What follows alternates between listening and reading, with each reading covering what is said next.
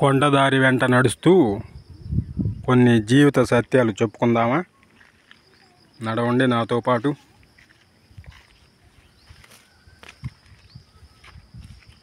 ఎంతో పచ్చని చెట్లు ఆనందంగా సూర్యరశ్మిలో వెలిగిపోతూ ఉన్నాయి.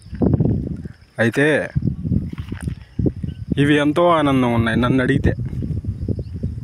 ఎందుకంటే అవి ఎప్పుడు కూడా ఈ క్షణంలోనే ఉంటాయి.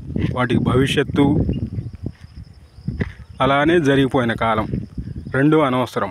ఈ క్షణంలో ఆనందంగా జీవిస్తూ ఉంటాయి. అలానే మానవ జీవితంలో అతి ముఖ్యమైనది ఏంటంటే మరణం. ఇదేంది ఆశ్చర్యపోతున్నారా? మరణమే ముఖ్యమైనది.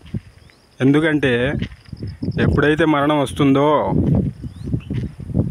ఈ జీవితంలో ఉన్న ప్రతి ఒక్క బంధము, ప్రతి ఒక్క ఆలోచన, ప్రతి ఒక్క జీవన ఆలోచనలు మొత్తం కూడా కరిగి నీరైపోతాయి.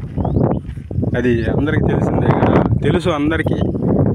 తెలుసు అందరికీ. కాకపోతే ఏంటంటే బతికినన్నాళ్ళు ఆర్భాటం, ఆరాటం, పోరాటం ఇదంతా కూడా మానవ జీవితమే.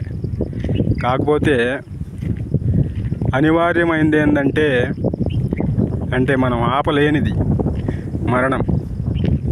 అది ఏ ఊరికైనా సరే, ఎంత గొప్పోడినైనా, ఎంత బికారినైనా సరే మరణం అనేది తన గుప్పెట్లోకి తీసుకుంటుంది. దాంతోనే అన్నీ సమాప్తం. ఈ జీవితానికి సంబంధించినవన్నీ కూడా సమాప్తమే కదా.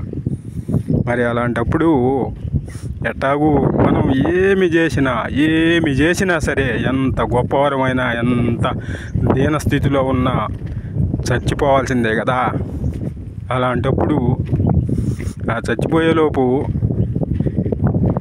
జీవించాల్సిన జీవితాన్ని ఆనందంగా, ఆహ్లాదంగా, నవ్వుతూ, ఆడుతూ, పాడుతూ, తుళ్ళిపడుతూ ఇలా ఎంతో ఆనందంగా గడిపేస్తే పోయిద్ది కదా. అలాంటప్పుడు ఎందుకు ఏడుస్తూ ఉండటము, ఎందుకు బాధపడటా ఉండము? ఈ పువ్వులు చూడండి ఎంత పులకించిపోతున్నాయో. ప్రకృతిలో బంగారు రంగుతో ఆనందపడిపోతూ ఉన్నాయి. ఏంది మన జీవితాల్లో ఇంతకన్నా ఆనందం ఉందా? ఇదిగో సీతాకోకచిలుక చూడండి ఎంత ఆనందంగా ఆ చెట్ల మధ్య తెల్లగా అటు ఇటు తిరుగుతూ. ఏంది ఇంతకన్నా మన జీవితాల్లో ఆనందం ఉంటుందా?